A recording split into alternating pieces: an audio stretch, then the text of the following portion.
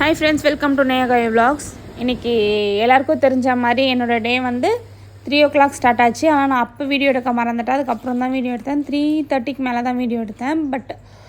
ஆனால் டே வந்து 3 o'clockே ஸ்டார்ட் ஆகிடுச்சு. நான் 3 o'clockே எழுந்து நம்ம வீடெல்லாம் பெருக்கி அந்த வேலை சேர்த்து கரெக்டாக இருந்துச்சு. அதை முடிச்சுட்டு இன்றைக்கி முருகருக்கு நான் படைக்க வச்ச பிரசாதம் என்ன அப்படின்னா கந்தரப்பம். இதை பற்றின டீட்டெயில்ஸ் உங்களுக்கு ஆல்ரெடி தெரியணும்னா எனக்கு கமெண்ட் பண்ணுங்கள். இல்லை புதுசாக வந்து உங்களுக்கு இதுக்கான ரெசிபி தெரியணும் அப்படின்னா எனக்கு கமெண்ட் பண்ணுங்கள். கண்டிப்பாக நான் ஷேர் பண்ணுறேன். இன்றைக்கி வந்து டே 1 ஆஃப் சஷ்டி விரதம் நல்லபடியாக ஸ்டார்ட் பண்ணியாச்சு. இனியோட பூஜை நல்லபடியாக முடிஞ்சிருச்சு. நான் பூஜை முடிச்சுட்டு தான் வந்து இந்த விலாகுக்கு எடிட் பண்ணிகிட்ருக்கேன். அது உங்கள் எல்லாருக்குமே தெரியும். நெக்ஸ்ட் வந்து இன்னையோட அபிஷேகம் என்ன அப்படின்னு பார்த்தீங்கன்னா பன்னீர் அபிஷேகம் தான் பண்ணியிருந்தேன்.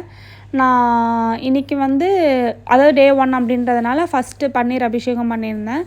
அதே போல் நெக்ஸ்ட் டேன்னு சொல்லி இன்க்ரீஸ் பண்ணிப்பேன்.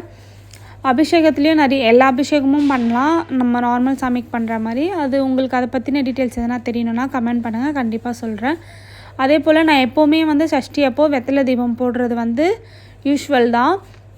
இத்தனை நாள் நான் சாமி கும்பிடும்போது போட்டிருக்க மாட்டேன். ஆனால் இப்போ நான் வெத்தலை தீபமும் ஸ்டார்ட் பண்ணியாச்சு. அந்த கோலம் வந்து நான் நைட்டே போட்டு வச்சுட்டேன். ஏன்னா அது மாவு கோலம், அது காலையில் நம்ம போட்டோன்னா கண்டிப்பாக காயாது. அரிசி மாவில் கொஞ்சம் மஞ்சத்தூள் போட்டிருக்கேன், அவ்வளோதான். அதுக்கப்புறமேட்டுக்கா பச்சை கற்பூரமும் அதுக்கப்புறம் ஜவ்வாது இது எல்லாம் போட்டுட்டு நம்ம கோலம் போட்டு வச்சுருக்கும்போது என்னோடய தரை வந்து வெள்ளை தரை அப்படின்றதுனால நல்லா தெரியணுன்றதுக்காக நான் மஞ்சத்தூள் ஆட் பண்ணியிருக்கேன். மற்றபடி வேறு எதுவும் கிடையாது. அரிசி மாவில் கோலம் போட்டு அவரை வணங்குறது வந்து ரொம்ப ரொம்ப விசேஷமானது.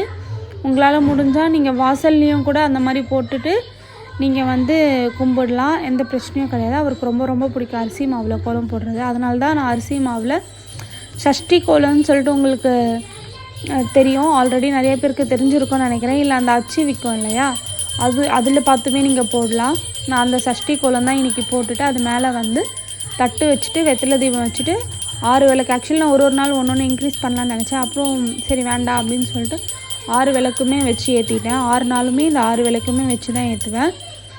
ஸோ அந்த மாதிரி தான். இல்லை அப்படின்னாலும் நீங்கள் வந்து ஒரு நாளுக்கு ஒரு விலைக்கு இன்க்ரீஸ் பண்ணுற மாதிரி இருந்தாலும் அப்படியே இன்க்ரீஸ் பண்ணிக்கலாம். ஃபஸ்ட்டு டே 1, செகண்ட் டே 2 அப்படின்ற மாதிரி லாஸ்ட்டு 6th டே வரைக்கும் 6 விலைக்கு, 7வது நாள் 6 விலைக்கு எரியிற மாதிரி இருக்கும். அந்த மாதிரியே இன்க்ரீஸ் பண்ணிக்கலாம். இன்றைக்கி நான் வந்து என்ன படித்தேன் அப்படின்னா கந்தசஷ்டி கவசம் படித்தேன். யூஸ்வலாக நான் ஒரு 2-3 ஸ்லோகம் சொல்வேன். அந்த ஸ்லோகத்தையும் படிச்சுட்டு நல்லபடியாக அப்பனே இந்த எல்லாரையும் நல்லபடியாக காப்பாற்றுப்பா அப்படின்னு சொல்லிட்டு இன்னையோட பூஜையை நல்லபடியாக முடிச்சிருக்கேன். எத்தனை பேர் இந்த சஷ்டி விரதத்தை ஸ்டார்ட் பண்ணியிருக்கீங்க எனக்கு கமெண்ட்டில் சொல்லுங்கள். புதுசாக பார்க்குற எல்லோரும் சப்ஸ்கிரைப் பண்ணுங்கள். தேங்க்யூ.